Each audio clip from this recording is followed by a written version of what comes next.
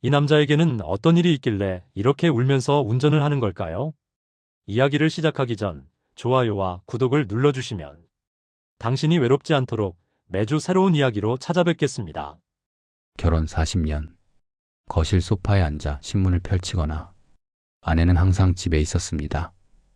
퇴근하면 밥상이 차려져 있었고 옷은 언제나 개켜져 장롱에 놓여 있었고 아침이면 따뜻한 국 냄새가 났어요. 당연한 일이라고 생각했습니다. 그게 아내의 일이고 저는 밖에서 돈을 버는 게 제 일이니까요. TV를 보는 게 제 퇴근 후 일과였어요. 대화라고 할 것도 없었습니다. 국이 짜. 내일 골프 간다. 점심 뭐야? 그게 전부였어요. 아이들이 다 나가고 나니 할 말이 더 없었습니다. 아니, 할 필요를 못 느꼈어요. 어느 날 저녁, 아내가 조심스럽게 물었습니다. 여보, 나 오늘 머리 파마했는데. 어때? 저는 신문에서 눈을 떼지 않고 말했어요. 응, 봤어. 사실 제대로 안 봤습니다. 며칠 후 아침, 여보, 오늘 화장 좀 했는데 괜찮아? 저는 신문을 펼치며 대답했습니다. 그래, 좋네. 쳐다보지도 않았어요. 그 주말, 아내가 새 옷을 입고 나왔어요. 연한 베이지색 블라우스였습니다. 이거 어제 샀는데 잘 어울려? 무슨 옷을 또 사? 눈을 마주치지 않았어요. 아내는 한숨을 쉬고 다시 방으로 들어갔습니다. 그때도 저는 몰랐습니다. 아내가 뭘 원하는지, 왜 자꾸 물어보는지. 다음날 아침, 아내가 평소보다 일찍 일어나 화장을 하고 파마한 머리를 다시 만지고 새로 산 옷을 입었습니다. 여보, 나 나갔다 올게. 응, 점심은 냉장고에 반찬 있어. 알았어. 저녁 전에 올게. 그래. 그게 전부였습니다. 아내가 현관문을 열고 나가기 전 잠깐 멈칫했어요. 뒤돌아봤지만 저는 신문만 보고 있었죠. 다녀올게. 너무 늦지 않게 와. 문이 닫혔습니다. 평범한 하루랑 다를 게 없었습니다. 오후가 되고 저녁이 다가왔어요. 6시, 7시. 아내한테서 연락이 없었습니다. 전화를 걸었어요. 저녁 전에 온다고 했는데 슬슬 배가 고프고 짜증이 나기 시작했습니다. 7시 반. 모르는 번호로 전화가 왔습니다. 환자 보호자이십니까? 심장이 철렁 내려앉았어요. 119 구급대원입니다. 부인께서 교통사고를 당하셨습니다. 지금 병원 응급실로 이송 중입니다. 손에서 휴대폰이 떨어질 뻔했습니다. 주차장으로 뛰어내려갔어요. 손이 떨려서 시동을 3번 만에 걸었습니다. 병원까지 가는 길. 신호등이 빨간색인지 초록색인지 분간이 안 됐어요. 머릿속으로 아내 얼굴이 계속 떠올랐습니다. 오늘 아침 나갈 때 입었던 새로 산 블라우스, 파마한 머리, 화장한 얼굴, 제대로 쳐다보지도 않았는데 아내가 물었던 말들이 하나하나 떠올랐어요. 저는 한 번도 제대로 대답하지 않았습니다. 쳐다보지도 않았어요.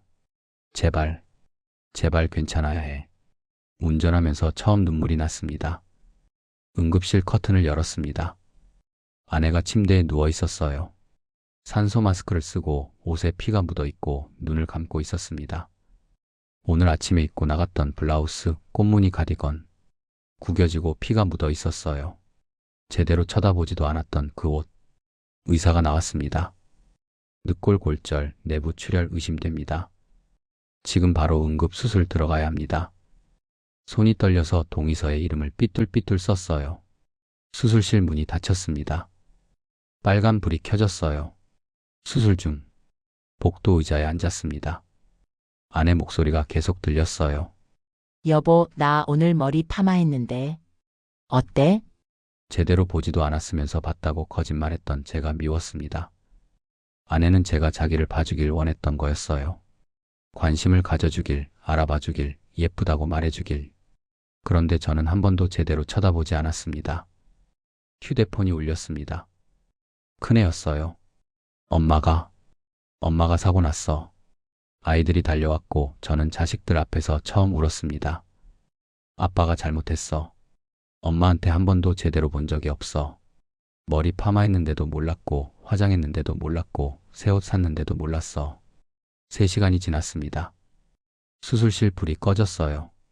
의사가 나왔습니다. 수술 잘 끝났습니다.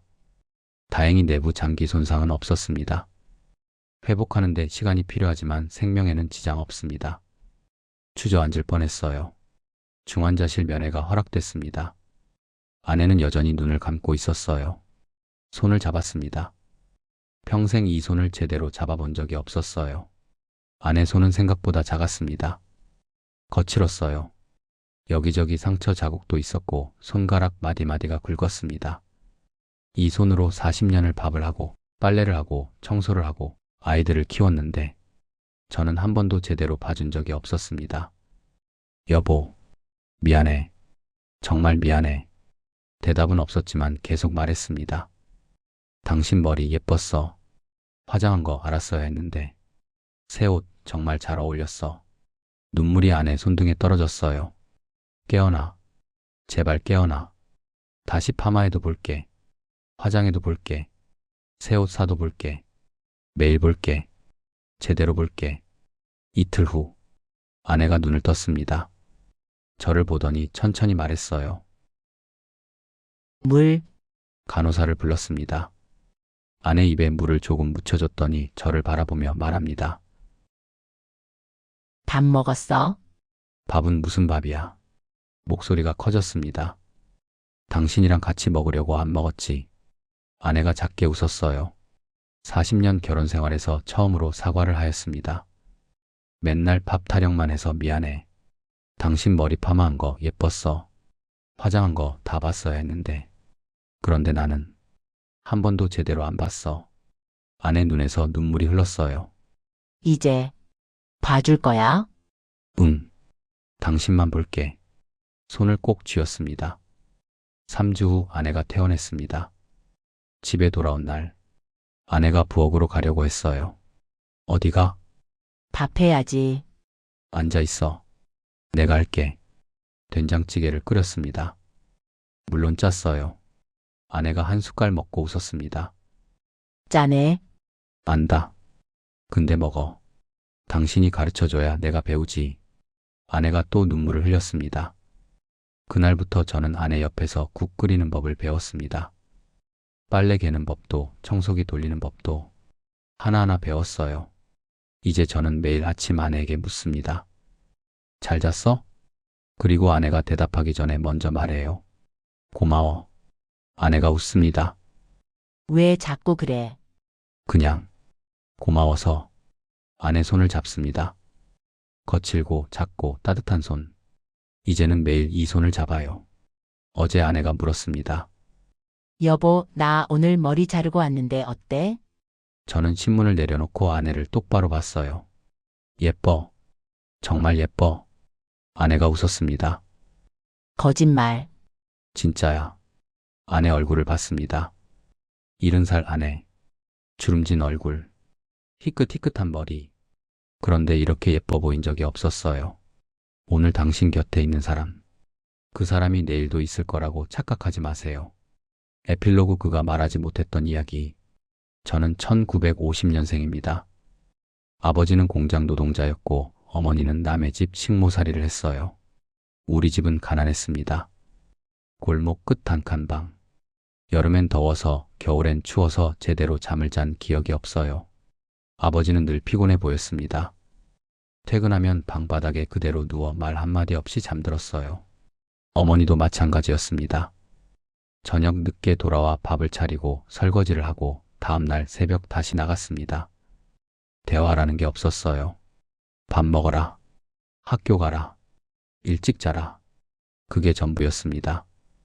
우리 집에서 고맙다는 말을 들어본 적이 없어요. 사랑한다는 말은 더더욱. 그런 말은 부끄러운 거라고 배웠습니다. 초등학교 5학년 때였습니다. 반에서 그림 대회가 있었어요. 저는 우리 가족이라는 주제로 그림을 그렸습니다. 아버지와 어머니가 웃고 있고 저는 그 사이에 서 있는 그림. 선생님이 물었어요. 내 집은 이렇게 화목하니? 저는 대답하지 못했습니다. 거짓말이었거든요. 우리 가족은 한 번도 함께 웃은 적이 없었습니다. 그날 집에 와서 그림을 찢어버렸어요. 아버지가 그림은 왜 찢는 거냐고 물었습니다. 왜 찢었어? 그냐요. 아버지는 더 이상 묻지 않았습니다. 그게 우리 집이었어요. 깊이 묻지 않고 깊이 말하지 않는 집. 중학교 2학년. 아버지가 술을 마시고 들어왔습니다. 처음 보는 일이었어요. 어머니가 조심스럽게 물었습니다. 왜 이렇게 늦었어요? 아버지가 소리를 질렀습니다. 닥쳐. 당신이 뭘 알아? 어머니는 더 이상 말하지 않았어요. 저도 방구석에서 숨만 죽이고 있었습니다. 그날 밤, 아버지가 공장에서 잘렸다는 걸 나중에 알게 됐어요. 하지만 집에서는 아무도 그 얘기를 하지 않았습니다. 그냥 조용히 각자 견뎠어요. 감정을 드러내는 건 약한 거라고 배웠습니다. 남자는 참아야 한다고, 가장은 강해야 한다고. 그게 우리 집의 방식이었습니다. 고등학교를 졸업하고 저는 바로 취직했습니다. 대학은 꿈도 못 꿨어요. 작은 무역회사 사무직. 아침 8시에 출근해서 밤 10시에 퇴근했습니다. 월급을 받으면 대부분 집에 넣었어요. 25에 선을 봤습니다. 상대는 지금의 아내였어요. 처음 만났을 때 아내가 취미가 있냐고 물었습니다. 저는 대답하지 못했어요. 취미라는 게 없었거든요. 일하고 밥 먹고 자는 게 제 전부였습니다. 별로 없어요. 아내가 웃었습니다. 성실하시네요. 그게 칭찬인지 몰랐지만 기분이 나쁘진 않았어요. 결혼하고 아이가 생겼습니다. 저는 더 열심히 일했어요. 가장이니까. 그 말 하나로 모든 걸 견뎠습니다. 아버지가 그랬던 것처럼 저도 말이 없었어요. 퇴근하면 피곤했고 주말에도 쉬지 못했습니다. 아내가 가끔 물었어요. 여보, 힘들어? 괜찮아. 사실 힘들었습니다. 하지만 말하면 더 약해질 것 같았어요. 아버지도 평생 말하지 않았으니까 저도 그래야 한다고 생각했습니다. 남자는 참는 거야. 가장은 강한 거야. 그렇게 스스로를 다독였습니다. 아이들이 크면서 집에 말소리가 많아졌어요. 그런데 저는 대화에 끼지 못했습니다. 뭘 말해야 할지 몰랐어요. 아빠, 오늘 학교에서. 아이가 말을 걸면 그래, 열심히 해. 그것밖에 못했습니다. 감정을 표현하는 법을 배운 적이 없었거든요. 친구들은 가족과 여행도 가고 외식도 자주 한다고 했어요. 우리 집은 아니었습니다. 저는 일했고 아내는 집을 지켰고 아이들은 공부했어요. 각자의 역할. 그게 가족이라고 생각했습니다. 저는 정년퇴직을 했습니다. 집에 있는 시간이 많아졌어요. 그런데 아내와 할 말이 없었습니다.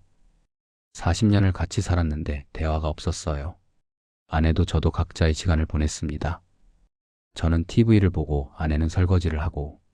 그게 우리의 일상이었습니다. 어느 날 아버지가 돌아가셨습니다. 장례식장에서 아버지 얼굴을 봤어요. 주름투성이 얼굴, 굳게 담은 입, 평생 힘들다는 말 한 번 안 하신 분. 문득 생각했습니다. 아버지는 평생 행복했을까? 대답을 찾을 수 없었습니다. 아버지는 평생 감정을 드러내지 않으셨으니까요. 그리고 깨달았습니다. 저도 똑같이 살고 있다는 걸. 일만 하고 말은 없고 감정은 숨기고. 아버지가 그랬던 것처럼 그게 가장의 역할이라고 믿으며 살았어요. 하지만 문득 두려워졌습니다.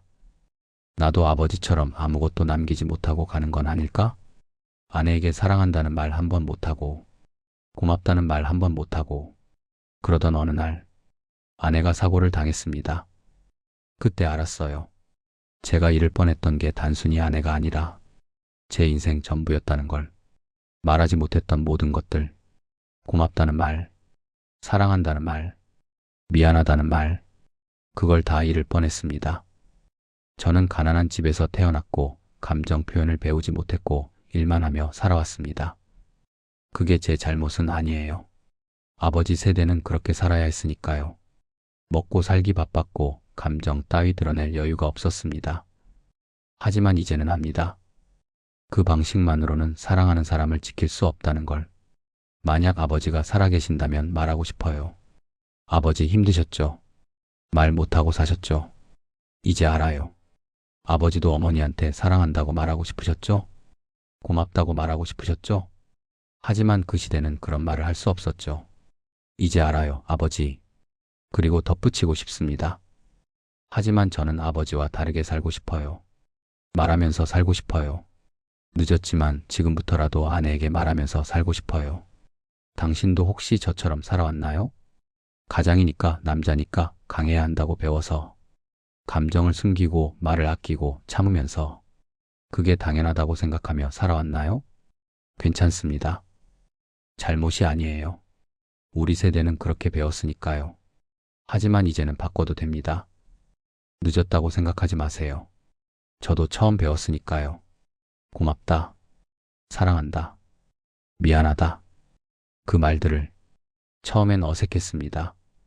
살면서 한 번도 안 해본 말이었으니까요. 입에서 잘 안 나왔어요. 부끄럽기도 했고요. 하지만 말하면 할수록 입에 붙더라고요. 그리고 알았습니다. 이 말들이 제가 평생 하고 싶었던 말이었다는 걸. 오늘 곁에 있는 사람에게 말해보세요.